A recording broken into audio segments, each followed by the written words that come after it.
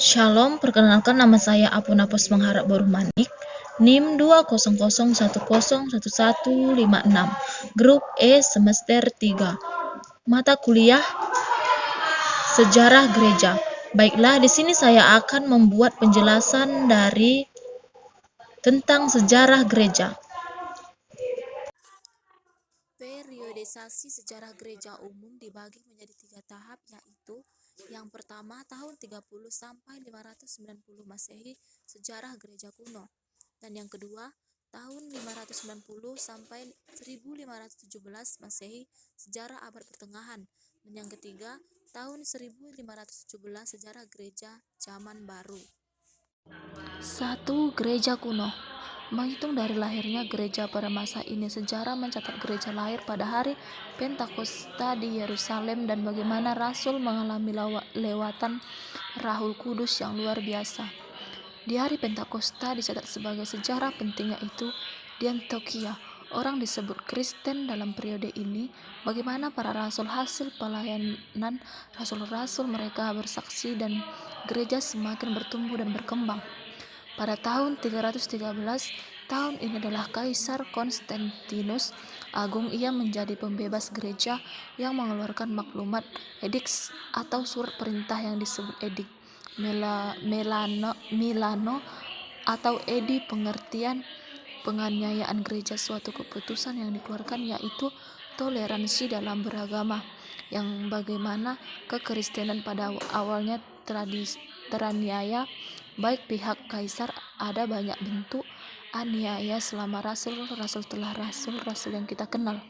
Akhirnya pemimpin dengan sebutan Bapak Gereja, dan Bapak Gereja ini adalah murid dari para murid Yesus. Sebagai contoh, murid Polikarpus ialah murid dari Rasul Yohanes dan murid yang lain yang sama-sama melayani. Dan pada masa 380 akhirnya gereja tidak lagi dikejar-kejar dan dianiaya, dan pada masa ini gereja diakui pemerintah Kaisar Romawi. Pada tahun 3800 dikeluarkannya Ediks Theodosius bahwa gereja benar-benar merdeka dan terima, dan Kristen itu jadi agama negara dan bangun dan basilika yang megah.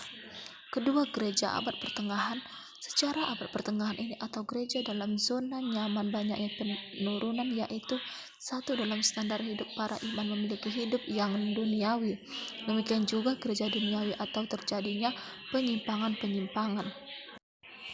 Yang kedua, pada tahun 590 sampai 1517, abad pertengahan ini mengalami perang salib sebanyak 7 kali periode.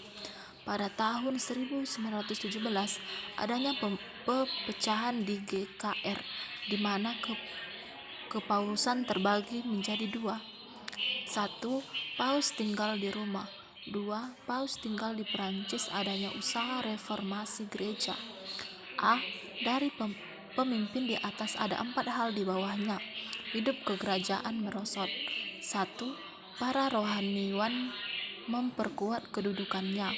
2. Tingkah laku yang merosot. 3. Yang dicari oleh pemimpin kedudukan, kuasa, uang. C. Adanya usaha reformasi gereja. Reformasinya adalah kepausan pulihkan, yaitu Paus kembali tinggal di Roma. E. Adanya gerakan Renaissance. Pembangunan kembali. Ada 2 hal penting. 1. Gereja berdasarkan adanya kesalahan hal-hal rohani. 2. Muncul gedung-gedung tinggi, arsitek tinggi. 3. Adanya mesin cetak yang ditemukan oleh Gutenberg. 3. Tahun 1492 sampai 1517 sampai 1900-an, sejarah gereja zaman baru. Pada tahun 1521 Luther diadili di pengadilan tinggi. Itu gereja menetapkan Luther menganut ajaran sesat. Dalam perjalanan pulang dari pengadilan ditangkap oleh Elektor Fredix. Setelah ditangkap oleh Fredix, Martin Luther ditempatkan di benteng Wartburg selama 1 tahun. Di dalam benteng ini selama 1 tahun ia tidak tinggal diam, tetapi justru dia dalam ini Martin Luther menerjemahkan Alkitab membayangkan dari PB. Martin Luther kembali ke kotanya di Wittenberg. untuk kembali memimpin reformasi tahun 1929. Ada pertemuan tingkat tinggi, tujuannya mempersatukan kembali gereja Kristen dan Protestan menjadi GKR. Di dalam pertemuan tersebut tidak didapati kata sepakat, dan pemimoin Katolik mengutuk ajaran Protestan tahun ini disebut dalam istilah sebagai Protestan kontra-reformasi. Setelah masa reformasi, gereja Katolik kehilangan banyak jumlah anggota. GRK berusaha mengembalikan orang Protestan kembali ke Katolik. Usaha dilakukan di Trento yang dipimpin oleh Paus III. Konsili Trento ini dilakukan pada tahun 1145 1563 dan tidak dapat mempersatukan GKR dan gereja Protestan. Saya ucapkan terima kasih.